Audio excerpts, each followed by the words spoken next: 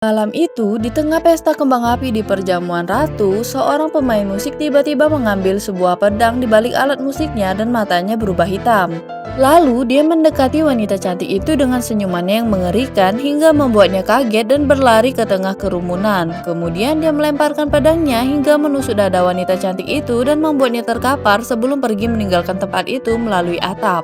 Kehebohan pun terjadi di tempat itu, namun tiba-tiba sebuah asap hitam keluar dari tubuh wanita cantik itu dan perlahan tubuhnya menghilang dan berubah menjadi cahaya yang terbang. Sementara wanita itu malah muncul di tengah kerumunan hingga membuat sang ratu kaget karena melihatnya masih hidup. Mereka pun menjelaskan bahwa itu bukanlah dirinya, melainkan seekor tikus putih artefak Jin Yowon yang memakan kuku manusia dan menyerupainya lah yang ditusuk oleh pedang itu tadi. Dan cahaya putih itu pun terbang dan kembali ke tempatnya dengan mantra yang dirapalkan oleh ibunya untuk membantu menyelamatkan putrinya. Lalu pemindah jiwa yang kabur itu kini ditusuk oleh pedang hingga terbunuh di tengah kerumunan oleh suami dari wanita itu, dan dia pun melapor pada raja karena telah menyelesaikan misinya untuk membunuh Naksu yang meresahkan masyarakat.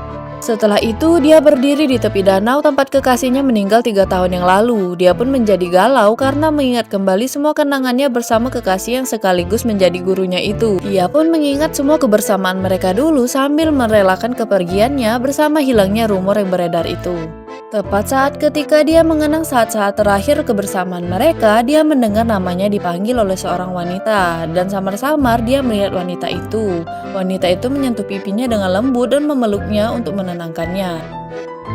Setelah menenangkan suaminya di part sebelumnya, wanita ini jadi teringat sebuah kenangan bersama pria itu. Dia pun bangun dan berpikir bahwa ingatan itu berasal dari batu giok yang dipegangnya. Tapi tiba-tiba dia merasa pusing dan sekelebatan ingatan demi ingatan tentang kebersamaannya dengan pria itu pun muncul hingga membuatnya merasa sangat pusing dan memutuskan untuk keluar. Dan membuat orang-orang di rumah itu heboh karena dia telah menghilang. Hal itu akhirnya diketahui oleh suaminya yang langsung mencarinya saat itu juga. Namun dia tidak menemukan istrinya itu dimanapun karena dia juga tidak tahu apa-apa tentang istrinya itu dan tempat yang biasa dikunjunginya. Di tengah keputusasaannya, dia melihat istrinya di tengah pasar dan segera membuntutinya sambil memantau apa saja yang telah dilakukan istrinya di luar. Hingga saat istrinya berbalik, dia kaget melihat suaminya sudah ada di belakangnya karena khawatir dengan kondisinya. Keesokan harinya, istrinya ini membahas tentang masalah benang pelacak itu dan berterima kasih karena suaminya telah memusnahkan itu. Tapi suaminya mengelak dan berkata itu dilakukan agar dia tidak kabur. Kemudian wanita itu pun meyakinkan suaminya dan menggenggam tangannya. Seketika suaminya ini teringat dengan masa lalunya yang melakukan hal yang sama hingga membuatnya kaget dan melepaskan tangannya. Lalu saat di rumah, ketika istrinya membahas tentang memori yang diingatnya, membuat suaminya ini marah karena berpikir dia menggunakan ingatan orang lain hingga mereka berdua pun berdebat dan bertengkar. Karena marah, dia pun pergi ke makam di atas gunung untuk menenangkan diri. Tapi di sana dia bertemu dengan seorang guru yang telah lama dikenalnya. Di sana, guru itu pun membahas tentang seekor burung legendaris yang berbahaya dan memintanya untuk memeriksanya di kediaman istrinya. Namun pria ini menolak dan pergi begitu saja. Sementara itu, di rumah, wanita ini dikunjungi oleh ibunya yang memintanya untuk pulang. Bahkan, dia bersedia untuk memberikan apapun asal putrinya itu mau pulang dan membatalkan pernikahannya. Namun wanita ini menolak dan tetap ingin bersama suaminya. Akhirnya, ibunya pun mengalah dan mengundangnya dan suaminya untuk datang ke rumah dan memberi hormat serta meminta restu padanya secara baik-baik. Karena itulah dia pun menurunkan egonya dan memutuskan untuk mencari suaminya untuk membujuknya agar pergi ke rumah orang tuanya untuk meminta restu. Tapi ternyata suaminya malah salah paham dan mengira itu atas perintah guru yang ditemuinya di tengah hutan tadi hingga dia menolaknya dan membuat istrinya merasa sangat sedih. Lalu ketika dia pulang ke rumah, dia dimarahi oleh ibu asuhnya karena istrinya akhirnya pergi sendirian ke rumah mertuanya itu. Dia pun memberitahu yang sebenarnya pada pria itu sehingga membuatnya menyesal karena telah salah paham pada istrinya dan membuatnya pergi sendirian. Sementara itu, wanita ini datang menemui seorang penyihir wanita untuk menolong pria yang disukainya dari cacing darah yang telah masuk ke sumber energinya.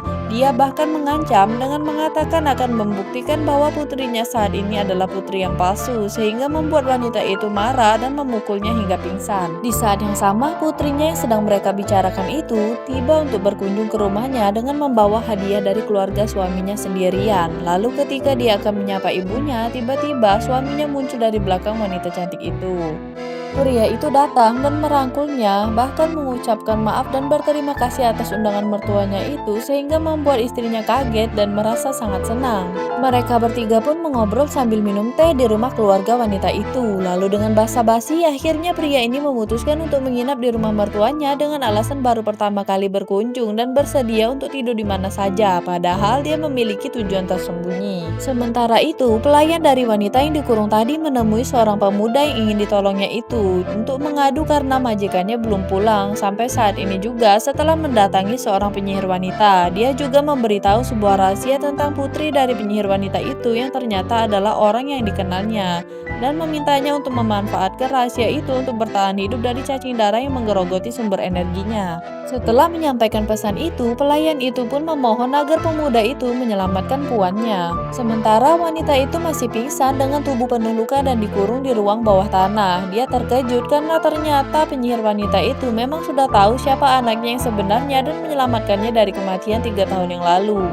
Malam harinya, pasangan muda ini berjalan-jalan di halaman. Wanita ini bercerita saat dia dikurung, dia ingin pergi ke puncak pohon yang sangat besar hingga membuat suaminya kaget karena dulu dia pernah berjanji dengan kekasihnya yang telah lama mati untuk pergi ke pohon itu bersama. Dan yang lebih mengejutkannya lagi, dia juga tahu tempat itu dengan pasti, padahal dia sedang tidak membawa batu gio itu hingga membuatnya sangat bingung. Tak lama kemudian, mereka merasakan kehadiran seorang penyusup yang masuk, tapi saat dia periksa dan penyusup itu keluar, ternyata penyusup itu adalah teman mereka sendiri yang sedang mencari seseorang. Sementara itu, di sebuah ruangan yang gelap, wanita ini masih ditanyai dan disiksa, namun dia memberikan jawaban yang berbelit-belit hingga membuat wanita penyihir ini menjadi geram dan mengambil sebuah obat untuk menyiksanya. Tapi saat dia akan meminumkan obat berbahaya itu, tiba-tiba pengawalnya datang. Dia pun berkata bahwa menantunya sedang mencarinya. Meski dia sudah bilang kalau mertuanya sudah tidur, namun ternyata dia tetap bersikeras untuk mencarinya sehingga mertuanya ini terpaksa keluar untuk menemuinya. Pemuda itu pun menyampaikan permintaannya pada ibu mertuanya untuk dibawa masuk ke dalam Jin Yowon untuk melihat artefak sihir yang diminta oleh gurunya untuk diperiksa.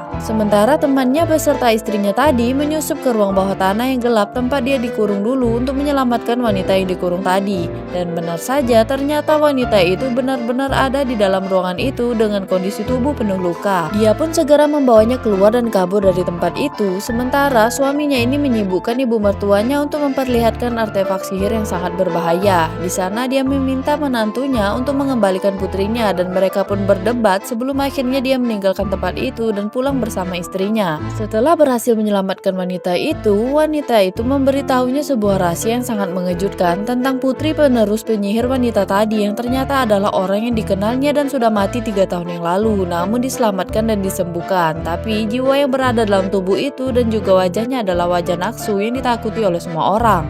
Pemuda itu sangat terkejut dan baru menyadari kemiripan mereka, dan saat wanita itu datang, dia pun melihatnya sebagai teman masa kecilnya yang sangat dicintainya. Lalu saat dia mendekat, pemuda itu pun langsung memeluknya dengan erat karena mengetahui fakta yang membuatnya sangat terkejut. Like, komen, dan subscribe channel ini untuk kelanjutan ceritanya ya.